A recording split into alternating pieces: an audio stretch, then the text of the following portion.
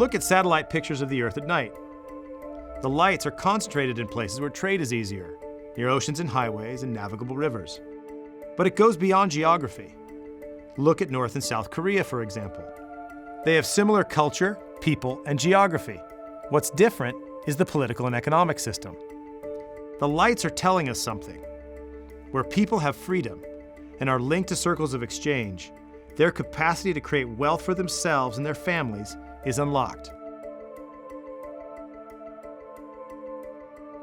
Go and look at the tallest tree in the forest and pick the best seed of that tallest tree and plant it in a flower pot.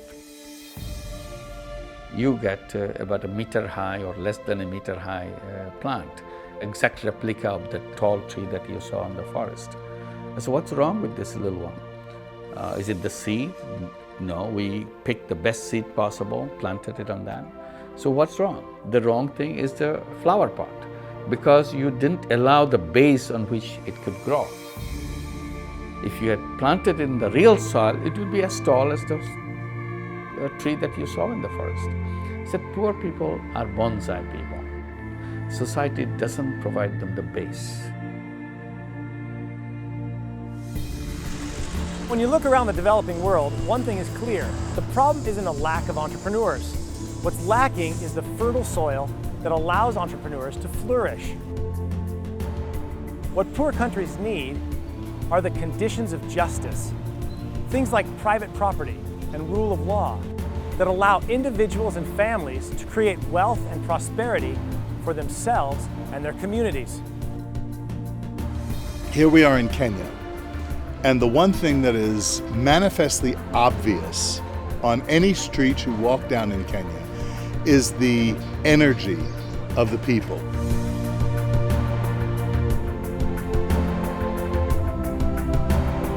You can just tell that they're looking for opportunities, they're going someplace, they have a sense of determination, they have a sense of purpose. And yet, just in back of the facility that we're at here, there's a huge slum the size of Central Park. Why is that?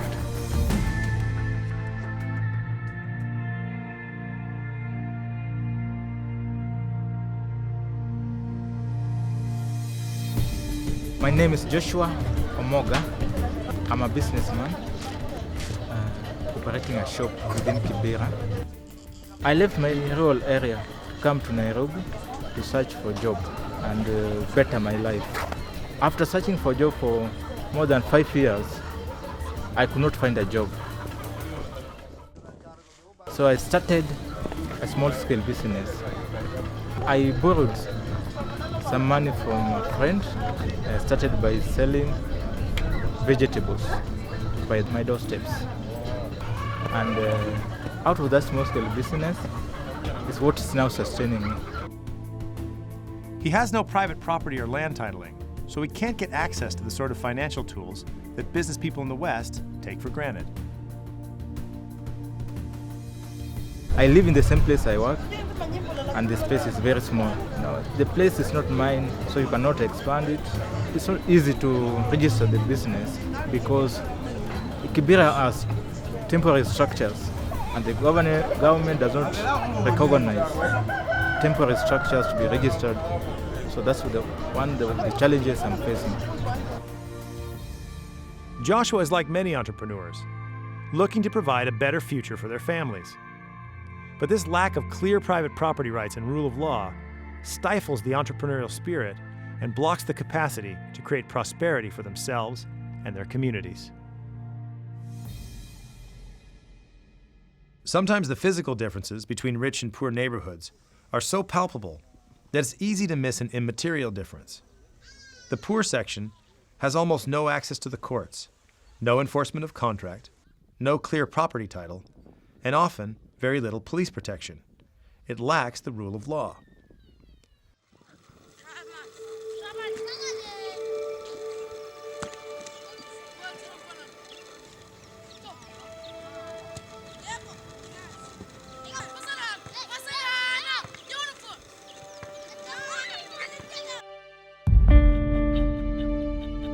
Try and imagine a football match without rules. Well, you don't get a game going. The rules are crucial to get that game going. But everybody knows how to drive a ball. Everybody knows how to buy and sell. So there's plenty of entrepreneurship in the world. The problem are the rules.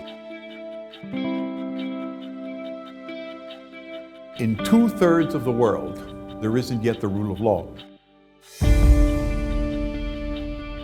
Hernando de Soto is one of the world's leading experts in economic development.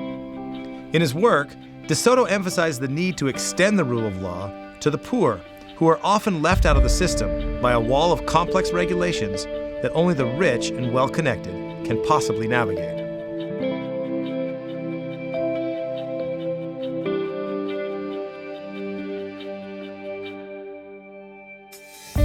A lawyer friend of ours in Lima told us, law is not a problem. Hernando, we've set up a small company for you in about 30 days. So we set up a small little workshop outside Lima with 2 sewing machines and put 4 students under the supervision of a mature lawyer to go out and take a bus every morning at 8 o'clock and go out and comply with all the legal requirements to have those 2 sewing machines operate as a shirt making factory. And it took them working 8 hours a day, 289 days. That's when we became acquainted with the fact that depending on what side of the social scale you were in, the law was either a friend or was the big enemy, and you had to change it.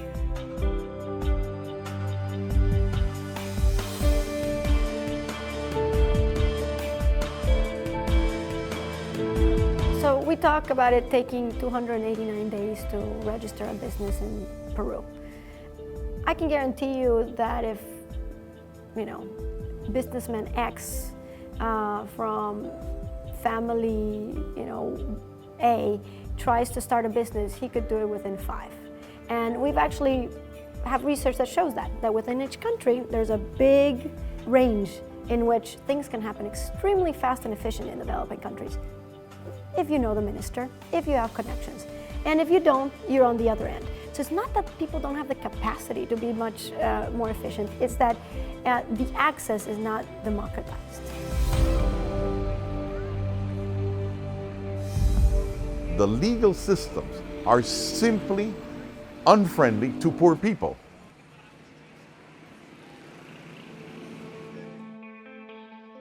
One place where the rule of law problem is vividly apparent is in the area of property rights. Imagine if there were no private property. If you didn't even know who owned the land you lived on. It wouldn't only change the way you work, it would change the way you view the world. Now in the West, we take private property for granted. But lack of clear private property rights is one of the greatest challenges facing the developing world.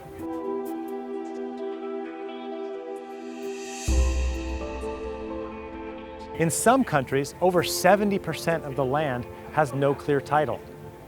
You can't get out of poverty without private property.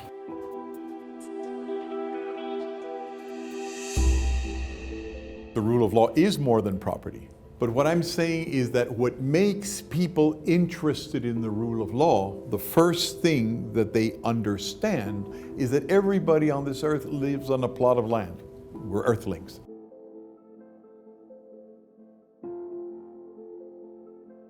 And so if you come around and say, look, we have found rules that determine how far you can go and how far somebody else can go, how you're going to share or not share water, how you're going to have passing rights or not having passing rights. That's the first thing that anybody needs to understand the rule of law. And it's quite clear that when you go to the third world and people are warring against each other, there's high crimes, there are ethnic rivalries. Once you settle the issue of who lives where and who does what with who, people start understanding the value of standard rules. That you not only have to have rules that you and your group respect, but that everybody understands. That moment, the simplest person can understand the law. Property rights are a terrible problem. Terrible, terrible problem. Like 60-70% of our people are farmers. Just imagine if you have 10 million farmers who have no title to the land they're farming on. We haven't got clean title in Ghana. It's very, very difficult. You buy land, you have to buy it 4 or 5 times. If you're looking for farmland as a small peasant farmer, looking for 5 acres to buy, you can get 5 acres from the chief by giving him a drink. But you don't own the 5 acres. So you can't go to the bank with the 5 acres as your collateral to then borrow money to buy a tractor. You can't start an economy without ownership not being in question. This is my fundamental. You are stuck in a hole in a village with all your skills and all your talent. And that's just unfortunately the way it is.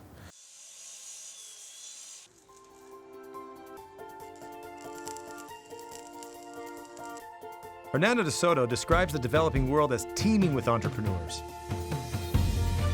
There are millions of people like Joshua Omoga who are trying to better their lives but struggle because they don't have private property rights and rule of law that would allow them to grow their businesses. They remain what Muhammad Yunus calls bonsai people.